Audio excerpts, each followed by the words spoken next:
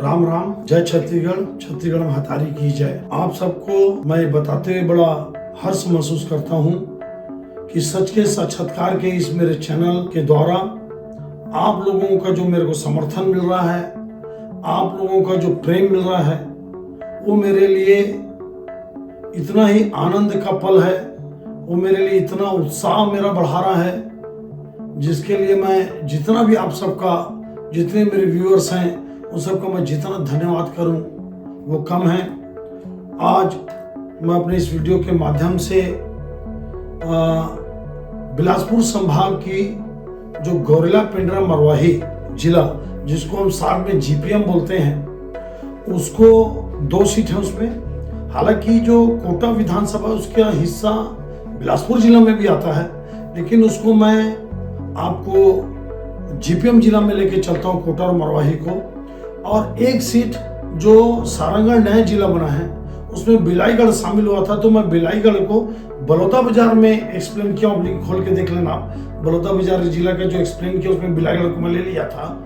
अब वो बिलाईगढ़ सारंगढ़ में आ चुका है, तो एक जो सारंगढ़ सीट बचा था, आज मैं उस सारंगढ़ की 1 सीट और गौरेला पेंड्रा मरवाही की 2 सीट का आपको एक विश्लेषण लेके आया हूँ। आप सबको मैं बता दूं पहले जीपीएम मतलब मरवाही और कोटा के बारे में। तो जो मरवाही विधानसभा है वो आप सब जानते हैं, ये अजीत जोगी जी के पहले भंवर सिंह पोर्ते मध्य प्रदेश में बड़े आदिवासी नेता हुआ करते थे। इतने बड़े आदिवासी नेता कि एक बार तो वो मतलब शुक्ल बंधु के करीबी थे, और जब सीएम का चुनाव हुआ उसमें भंवर सिंह पोर्ते जी ने अर्जुन सिंह को चुनाव हरा दिया था कांग्रेस के अंदरूनी लड़ाई में।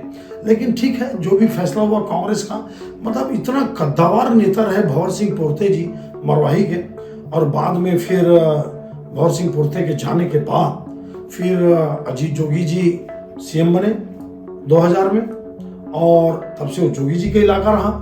कोटा में भी रेणु जोगी जी लगातार 3 बार से चुनाव जीत रही हैं। तो कुल मिला के अगर अपन गौरेला पेंड्रा मरवाही की दोनों सीट मानते हैं अपन, क्योंकि कोटा की जो सीट है वो कोटा में कोटा रतनपुर, और रतनपुर के बाद जो इलाका चालू होता है आपका बेलगहना के बाद से ऊपर गौरेला तक और पेंड्रा रोड तक, ये पूरा इलाका गौरेला पेंड्रा मरवाही में आता है।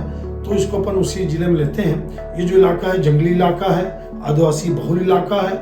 मरवाही जो प्रॉपर ग्राम पंचायत है, कुम्हारी जो ग्राम पंचायत है, और परासी वाला जो एरिया है, कुम्हारी वाला इलाका जो एरिया है, यहाँ पे जरूर मध्य प्रदेश के लोग आके बसे हैं, उनकी बहुतायत है। लेकिन जो अंदरूनी ग्रामीण इलाके वो सब आदिवासी हैं, ब्लॉक भी आदिवासी है। तो कोटा में सभी समाज के लोग रहते हैं। रतनपुर आप जानते हैं माँ महामाया देवी की पुण्य स्थली है, ये सब कोटा में है। तो अपन मरवाही से आज शुरू करते हैं। मरवाही सीट आज कांग्रेस के पास है।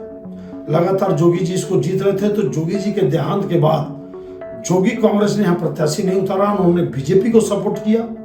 और वहाँ पे बीएमओ थे, ब्लॉक मेडिकल ऑफिसर डॉक्टर के ध्रुव, इनको कांग्रेस ने उतारा और वो चुनाव जीते। और आज वो सक्रिय हैं, इसमें 2 राय नहीं है। लेकिन क्या कांग्रेस पार्टी उनकी टिकट काटेगी?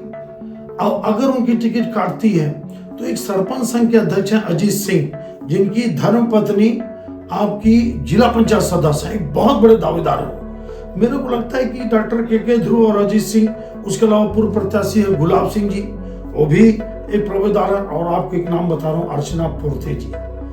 क्या हम उस सीट से कांग्रेस पार्टी भंवर सिंह पोर्ते जी को श्रद्धांजलि देते हुए अर्चना पोर्ते को टिकट दे सकती है?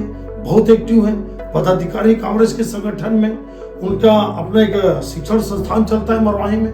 तो अर्चना पोर्ते भी एक प्रबल दावेदार है। तो इस तरह से 4 लोग मरवाही में दावेदार हैं। और बीजेपी से समीरा पैकरा, वहां पे जो पूर्व प्रत्याशी रही, जिला पंचायत सदस्य रही है, वो दावेदार है।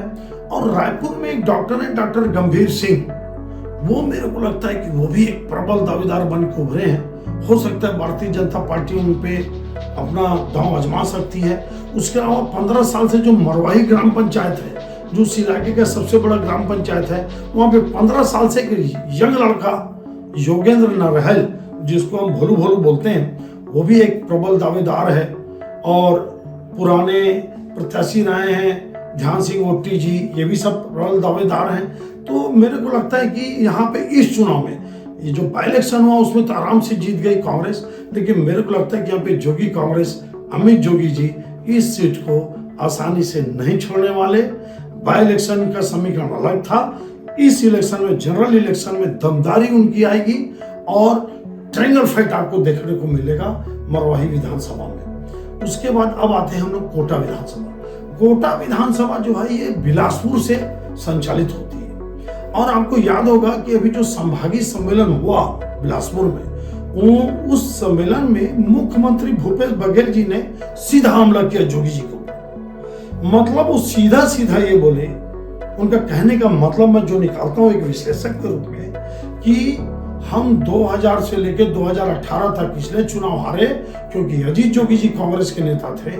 जैसे ही हमने उनको कांग्रेस से बाहर किया वैसे ही हमारी पार्टी सत्ता में आई। इसका मतलब आप निकाल लीजिए। इसका मतलब ये था कि भूपेश बघेल जी ने बिलासपुर संभाग में जहां पे जोगी जी का प्रभाव आज भी दिखता है, वहां पे उन्होंने जोगी जी को कमजोर करने के लिए या उनको डेमोलाइज करने की उस पार्टी को, या अजीत जोगी जी को अपमानित करने के लिए, या उनके लोगों को हतोत्साहित करने के लिए एक बड़ा बयान दिया कि अजीत जोगी जी के बाहर जाने के बाद कांग्रेस से हमारी सरकार सत्ता में आई। और एक वो हाईकमान को भी इशारा किए, क्योंकि वहां पे शैलजा जी भी थी प्रभारी। आप कहीं ये कोशिश मत करना कि आप जोगी कांग्रेस की कांग्रेस में विलय कर दो। एक वो संदेश उन्होंने हाईकमान को भी दिया कि हम जब तक जोगी कांग्रेस को या जोगी जी को बाहर रखेंगे तब तक कांग्रेस मजबूत रहेगी, ये उन्होंने संदेश दिया। तो कोटा विधानसभा की विधायिका हैं रेणु जोगी जी, डॉक्टर हैं, बड़ी लोकप्रिय हैं, बहुत अच्छी महिला हैं, सोनिया गांधी जी की बड़ी करीबी हैं, ये मध्य प्रदेश की रही हैं, इनके भाई एमएलए रहे हैं रत्नेश सालुमन जी, जिनकी भी डेथ हो गई हार्ट अटैक से। तो ये अभी कुछ समय से बीमार चल रही है। तो चर्चा ये है कि क्या ऋचा जोगी कोटा से लड़ेंगे। कोटा सामान्य सीट है, ध्यान रखना, मरवाही एसटी के लिए आरक्षित है और कोटा सामान्य है। और कोटा स्वर्गीय राजेंद्र प्रसाद शुक्ल जी का गढ़ रहा था, और उसके पहले मथुरा प्रसाद दुबे जी पंडित श्यामाचंद्र शुक्ल जी के बड़े करीबी, बड़े ईमानदार और बहुत दमदार नेता हुआ करते थे, जिनको इंदिरा गांधी जी प्रधानमंत्री थी, उनके कहने से भी पंडित श्यामाचंद्र शुक्ल ने मंत्रिमंडल से नहीं हटाया। तो मथुरा प्रसाद दुबे जी के बाद वो सीट आई राजेंद्र प्रसाद शुक्ल के पास, और राजेंद्र शुक्ल जी के बाद ये सीट आई है जोगी जी के परिवार में, रेणु जोगी जी के पास। तो क्या रेणु जोगी जी की तबीयत अच्छी होगी? क्या स्वास्थ्य उनका गवाही देगा कि वो चुनाव लड़े? देखते हैं। मेरे को लगता है कि ऋचा जोगी यहाँ से चुनाव लड़ सकती हैं, और अगर ऋचा जोगी जी चुनाव लड़ती तो भयंकर घमासान होगा। और मैं आपको बताया, कोटा बिलासपुर से ये रन होती है ये सीट, कांग्रेस और भाजपा दोनों से। कांग्रेस में यहाँ पे हो सकता है बिलासपुर के जो एमएलए हैं शैलेश पांडे जी, वो कोटा आ जाए, इसकी संभावना बहुत है।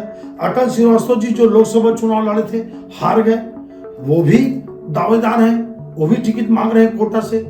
उसके अलावा कोटा से अरुण चौहान जो बिलासपुर जिला पंचायत अध्यक्ष है, वो टिकट मांग रहे हैं। ये कांग्रेस के प्रबल 3 दावेदार हैं। अब देखते हैं किसको टिकट मिलेगी। और बीजेपी से जो पिछले चुनाव में बहुत कम वोट से हारे, मेरे ख्याल से 2,500-3 हजार वोट से काशी साहू जी, वो एक प्रबल दावेदार है। और आपको एक बात बता दूं, मैं आज इस वीडियो के माध्यम से एक बढ़िया खुलासा करता हूं। अरुण साहू जी जो भारतीय जनता पार्टी के प्रदेश अध्यक्ष हैं, वो विधानसभा लड़ना चाह रहे हैं, एक तो कोटा से, दूसरा आपका लोरमी से। तो लोरमी में आज बीजेपी से प्रत्याशी विधायक नहीं, वहां पे जोगी कांग्रेस से प्रत्याशी धर्मजीत सिंह जी, जो टेक्निकली कारणों से बीजेपी में नहीं, लेकिन बीजेपी के साथ है, वो शायद आ जाए तखतपुर या वो चल दे पंडरिया, और अरुण साहू जी आ जाए लोरमी या कोटा। अब देखना यह है कि अरुण साहू जी कोटा से चुनाव लड़ना चाहते हैं कि वो लोरमी से चुनाव लड़ना चाहते हैं, ये तो वक्त बताएगा। लेकिन आपको दोनों सीटों पे जोगी कांग्रेस की जबरदस्त उपस्थिति दिखेगी, मतलब दोनों सीटों पे आपको ट्रायंगल फाइट देखने को मिलेगा। ये है जीपीएम गोरिल्ला पेंड्रम मरवाही का आपका विश्लेषण। आप सब इसी तरह से मेरे को अप्रिशिएट करिए, आप ज्यादा से ज्यादा शेयर करिए, और ज़्यादा से ज़्यादा समर्थन करिए, लाइक करिए, सब्सक्राइब करिए और आने वाले समय में आप देखते जाइए। सरगुजा है, बस्तर है, बड़े बड़े इलाकों का मैं आपके सामने विश्लेषण लाऊंगा। इन्हीं शुभकामनाओं के साथ आप सबका बहुत बहुत धन्यवाद। जय हिंद, जय छत्तीसगढ़। सारंगढ़ का मैं आपको फिर से किसी के साथ जोड़ के रायगढ़ जिले के साथ मैं सारंगढ़ को बताऊंगा आपको। बहुत बहुत धन्यवाद।